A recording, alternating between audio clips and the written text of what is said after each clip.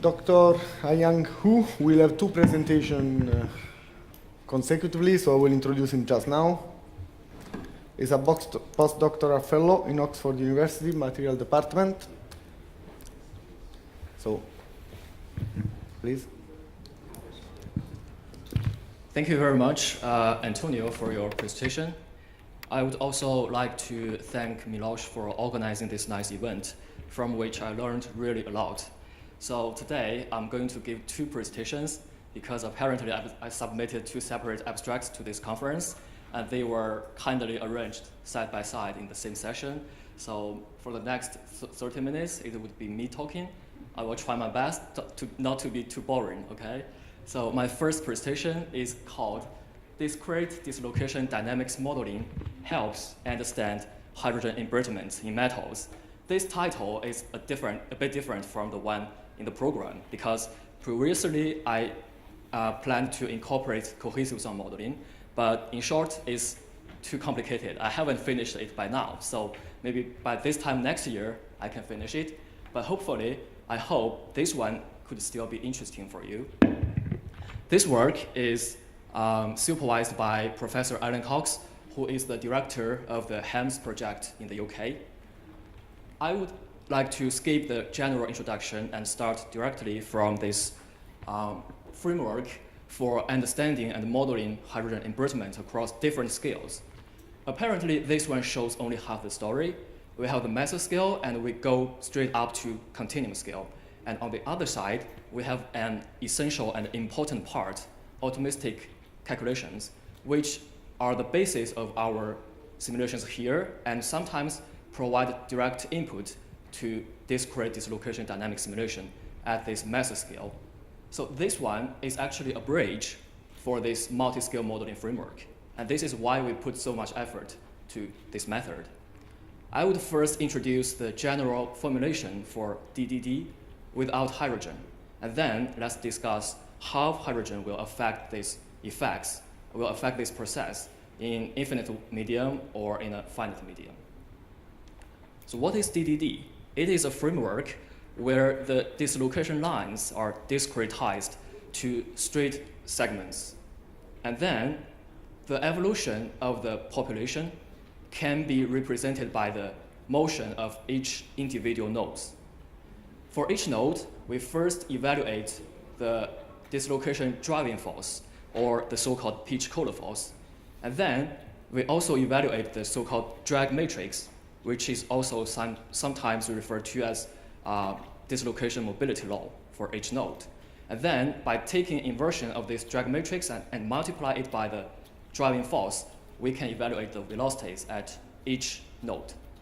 This is the most important part of the DDD formulation.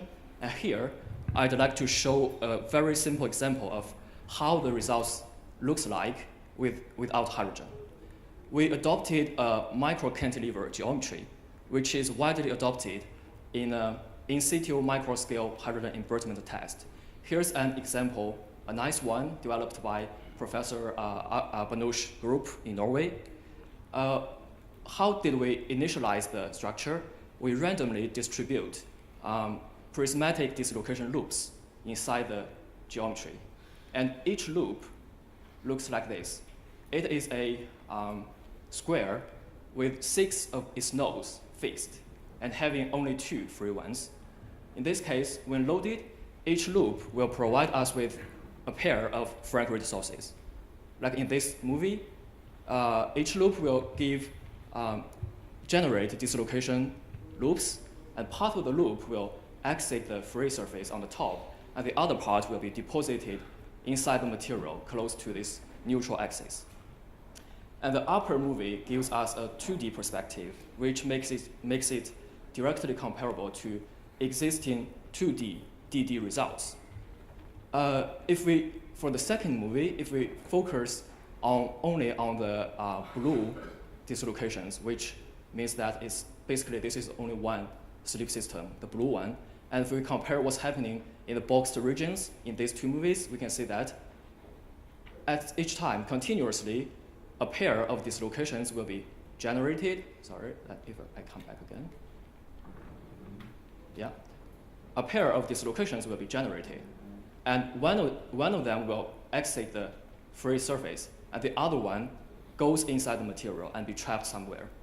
So these two are directly comparable, meaning that the 3D version gives reasonable results. But meanwhile, the 3D version offers an advantage that we can directly capture the interaction of dislocations belonging to different sleeve systems, like junction formation or locking effect, which cannot be captured by the 2D version. So by now, we have established a DD framework without hydrogen. The next step is to consider hydrogen contribution to this process. In order to do that, we need a formulation which can describe hydrogen effects either on the driving force or on the mobility law directly, right? So earlier this year, a very nice formulation was derived, based on linear elasticity theory. Basically, in this framework, each hydrogen atom is treated like a anisotropic point dilatation inside linear elastic medium.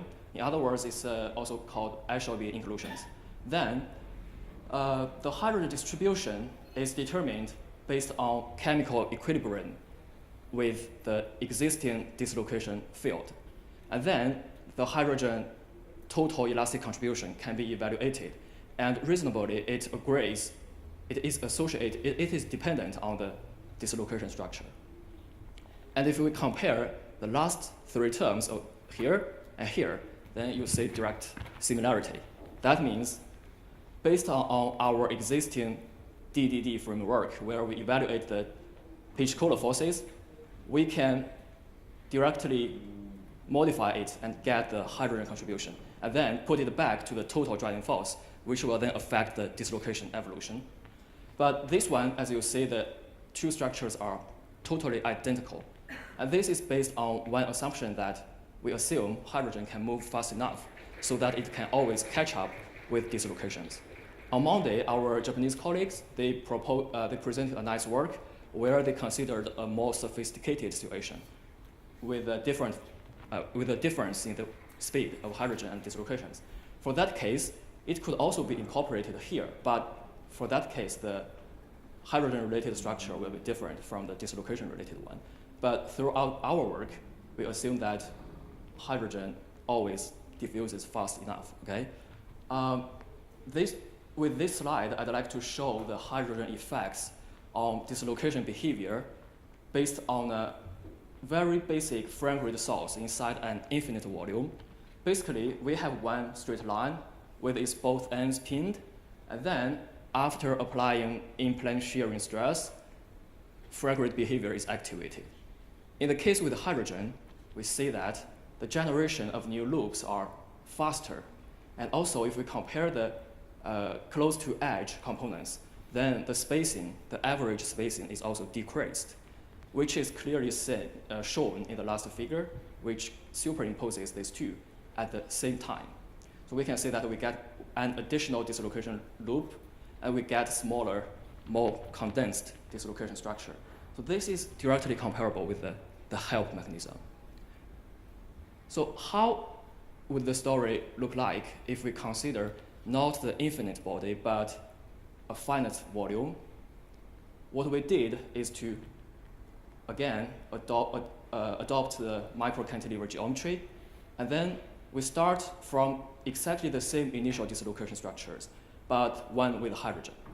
And we load them to the same level, and we compare them. And we can see that with this framework, when there is hydrogen, we have much more intensive dislocation structure, which is more clearly shown by superimpose these two, and then zoom in into the most intensive dislocation pileup region. Okay? In the blue case, we have hydrogen-related pileups.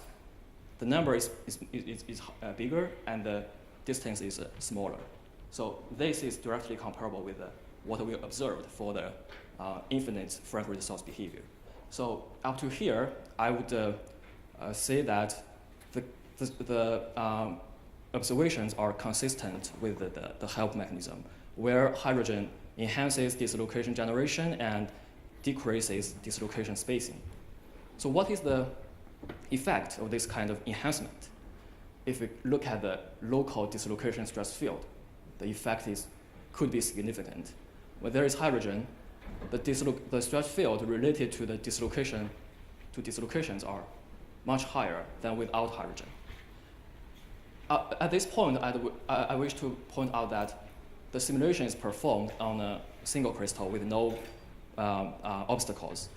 But recently, we have managed to put some really large obstacles inside this microcantilever beam, and then we found that dislocations will pile up against these obstacles and cause higher stress where we put the obstacle. So personally, I think this could be comparable to the very innovative help-mediated decohesion mechanism.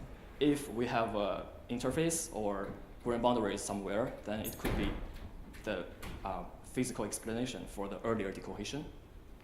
And of course, if you look at the global behavior, there's apparent hydrogen-induced softening.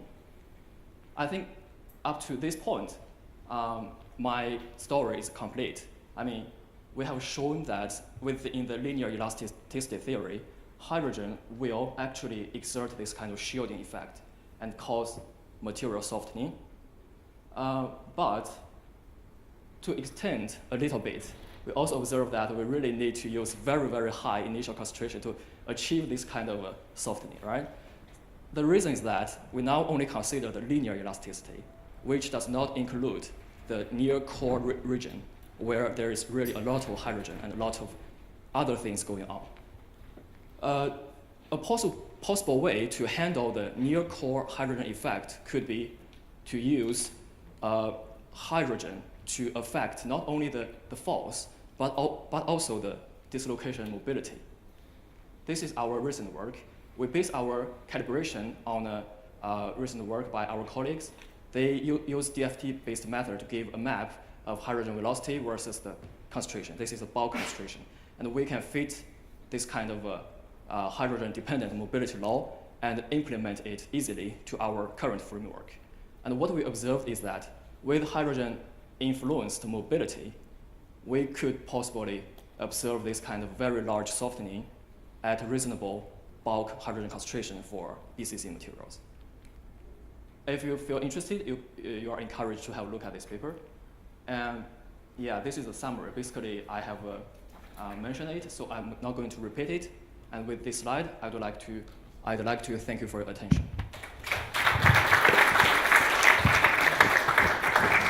Thank you, really, really interesting. Let's take 3 minutes of question and then you speak again. Yeah. So when we talk about mobility, like was that intrinsic mobility? So it's intrinsic mobility in pure metal? It is, yeah, intrinsic. It's like in the DDD simulation, we apply a mobility parameter to get the velocity, right? So what we did is to modify this drag coefficient to achieve the effect on speed, that is on mobility. No, I was referring to like the mobility. So you're feeding some data, right? Oh yes. The mobility data, that was intrinsic mobility data for pure metal. The literature data. Yeah. Right side. I think these are intrinsic. No. Like on the right side, there's literature data, right? Yes. And this literature data is this part here. Okay. Anyway. So.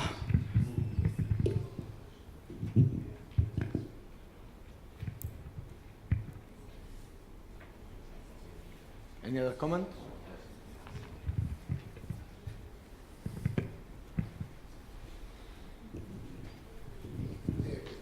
Do you explain difference on stress strain curve with hydrogen and without hydrogen? Only change of plasticity or maybe damaging during loading? Damage development will be also in such direction, will show that compliance of spiciness with behind with damage. Thank you. Okay, thank you. So I think I can start from this one, the global Yes, softening. what was it? Yes. I think the reason that hydrogen causes this global softening is that we always apply these are, for example, if you take this open to displacement, if we apply the same level of displacement, then we need hydrogen. we need dislocations to accommodate this kind of displacement. If you have hydrogen, you get more dislocations, which makes it easier to accommodate this kind of displacement. That gives you lower global stress value. Are you sure that this is high persistent carrier, pure hydrogen, not that? Yes. No, it's not damage, it's not. No, you're right. Because the simulation here is based on a single crystal with no notches. There's no possibility to cause any damage here. Any other comment? Then we can proceed to next. Thank you. Thank you very much for the attention.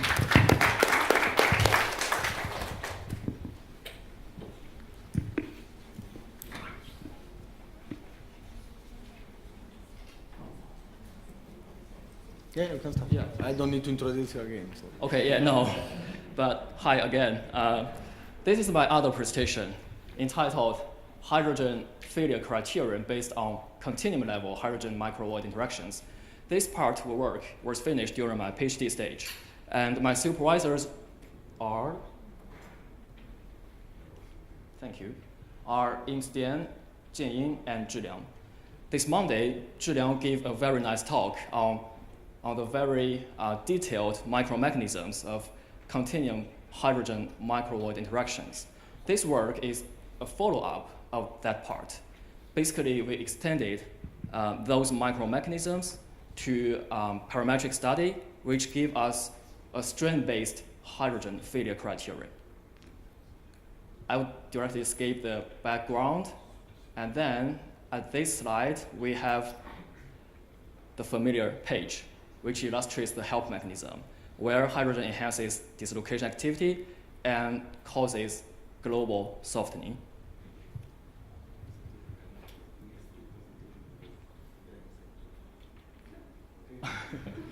Sorry. I'll finish as soon as possible. Thank you. Yeah. So this kind of softening effect on the continuum level is implemented as hydrogen decreased initial yield stress in the matrix material. Since the help mechanism is still within the plasticity and ductile failure process, we selected the famous unit cell analysis to represent the void growth and finally void coalescence, which signifies failure. Speaking of this kind of hydrogen softening law, we could have different options.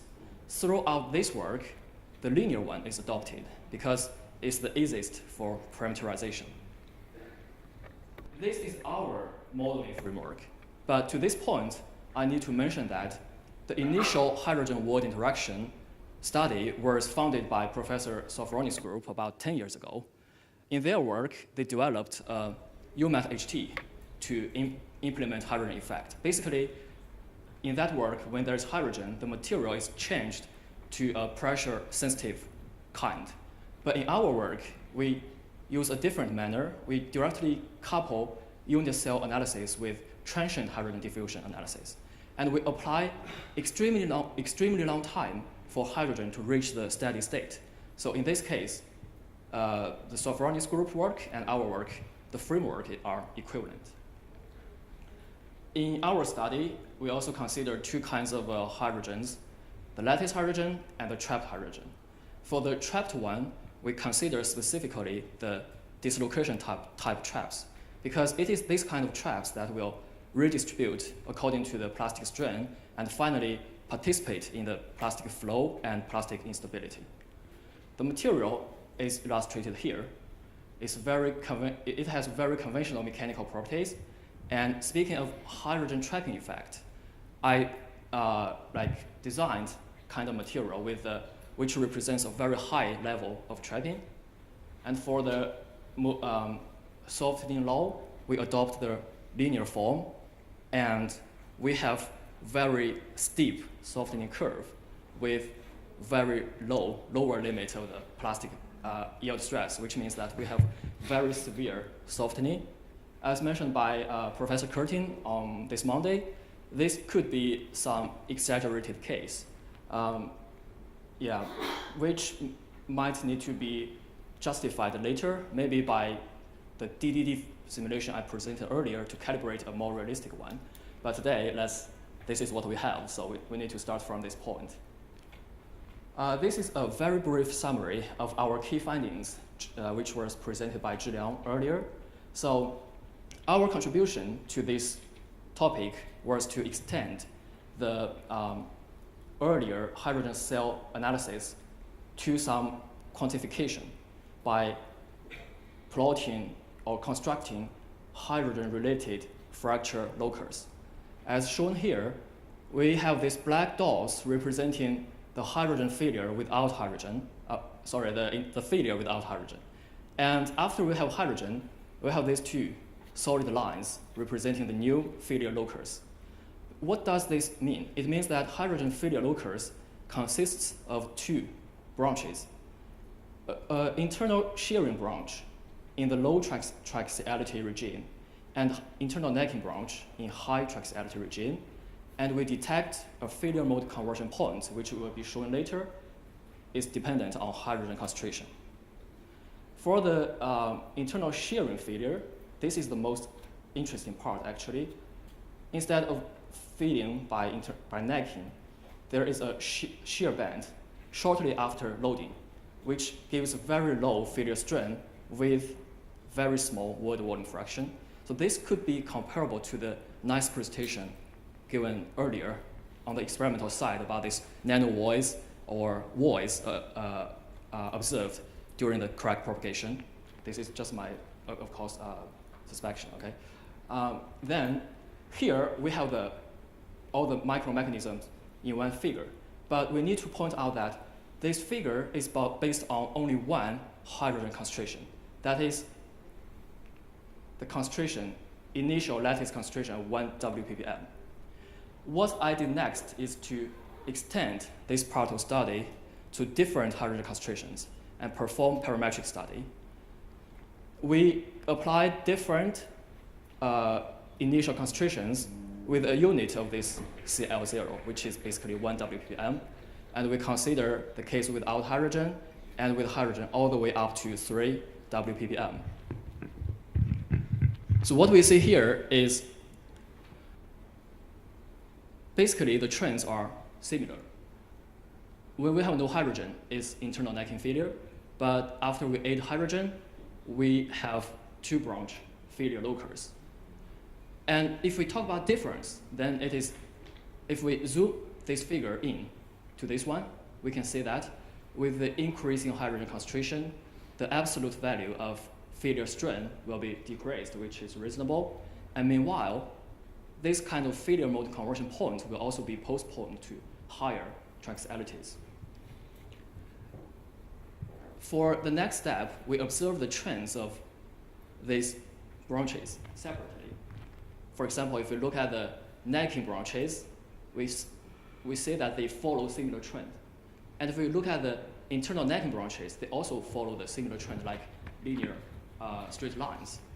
That means there is a possibility to perform the so-called normalization technique on it to analyze it. So what do we do exactly is, if we take these internal necking branches as an example, we first take the failure strain at the end of each point. And then we come back to each individual locus, and we divide the value at each point by their corresponding value at the end of the curve. After doing that, we get this curve. We see that initially they are separated, but with the similar trends. Now they collapse into a very perfect line after normalization. The same situation can be found for the internal shearing branches. So what does this mean? This means that initially the absolute hydrogen failure loci are dependent on hydrogen concentration. But now the dependence is eliminated and it's only a function of stress traxiality. In other words, if we talk about the absolute failure strain, it can be now expressed as a product of two factors, and each one is only a function of one of the, like geometry or hydrogen concentration. This could significantly simplify our calibration procedure because it can reduce the number of cases we need to perform. And specifically, if you look at this one, we see that the case without hydrogen also nicely collapsed with the cases with hydrogen. That means if you have a fracture loci calibrated for a conventional material without hydrogen, then basically you don't need to calibrate this part anymore. If this is true, then it would be nice, right? But of course, we still need to verify this further and later. At this point, I'd like to mention a presentation we gave 2 years ago in ECF. It is in this work we performed cohesive zone modeling of similar kinds of experiments, and we also found that similar trend applies to stress-controlled failure. So at this point, I cannot help wondering if this reveals some general trend that either if it's strain-controlled or stress-controlled, the hydrogen effect could be decoupled from the geometry effect in terms of engineering application costs. But this also needs to be further justified. With those kind of normalization technique, we can now determine or calibrate the failure criterion based on our cell studies. Okay, this is the case calibrated for the shearing part, and this is the case for necking part, like this red one and this green one.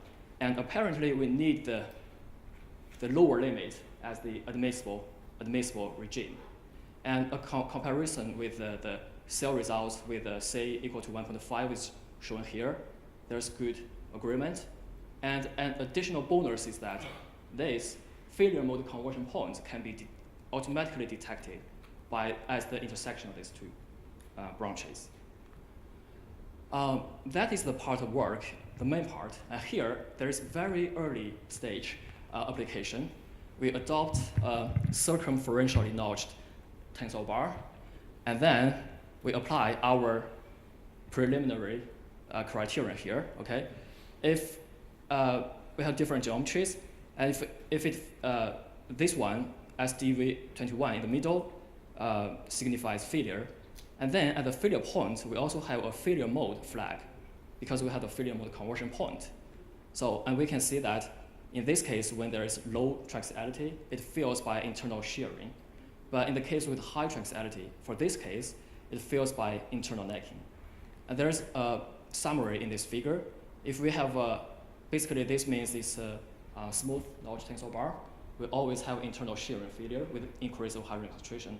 But if we have a crack tip, which has very high constraint, then initially we have internal necking failure.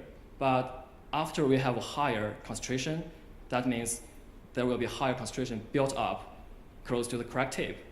If you remember, the failure mode conversion point will be switched to this direction. It gives internal shearing failure. So this is preliminary work. We are still working hard to promote it. So the summary is that we have calibrated a strain-based hydrogen failure criterion based on the work presented by Zhiliang earlier, and we have some preliminary applications. And for the last slide, I'd like to introduce our outlook. We have some idea about a better, a more physical based model for hydrogen embrittlement assessment. It's called hydrogen Gerson model, perhaps, because it's based on hydrogen-wall interaction. And as preliminary stage, we have actually implemented this part, the Gerson model plus the softening part in our code. And we can already observe some hydrogen-enhanced void growth and earlier failure, but still we need to work hard to calibrate a more sophisticated void-based failure criteria to capture the entire story. We are more than open to any suggestions or collaboration with this idea. If you like it, you can write to Zhiliang, I suppose. Yeah. With this, I'd like to close my presentation. Thank you very much.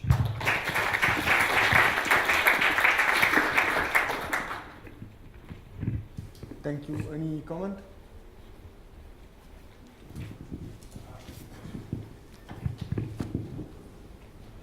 Thank you for the presentation. So how did you actually set the failure criteria for? You mean for the string-based one or this void-based one? Hydrogen failure criteria Earlier, during okay. sharing and I see, yeah. nicking. Oh yeah, let me see if I have any notes here. Yeah, great. How I did is to, in the unit cell analysis, you can record the motion of the boundary nodes. Okay, so the failure criteria for this micro void is that when there is string localization achieved, it fails. And this string localization is like represented by a very sharp turning point in this history curve. After getting this curve, we get the simulation time, and then we can calculate the displacement of the boundaries at that time. Then we convert it to the effective strain. It is the failure strain. But for the case with the shearing, it's a bit different story. But basically, it's also based on some turning point, which can be easily detected. So it's the equation that you showed in that slide, like towards the end. Okay, for this one? No, just a few slides before. Okay. Yeah, this one. Oh yeah. So So these are the equations where you implemented those conditions. Like if you see there, the strain for the the necking strain and the shearing strain. Yeah. Yeah. So for this case, the first factor is only related to the stress flexibility, which is directly calibrated based on this figure. Okay. And then in order to calibrate this one, what we did is to, if you remember, we get the final values at these 3 ending nodes. Yeah. And then we plot these nodes against hydrogen concentration, which is not shown here. And then we can easily fit another curve. Okay, and then Okay. take the minimum of the. Yeah. Thank Thank you you. very much. Let's thank again our speaker. Thank you.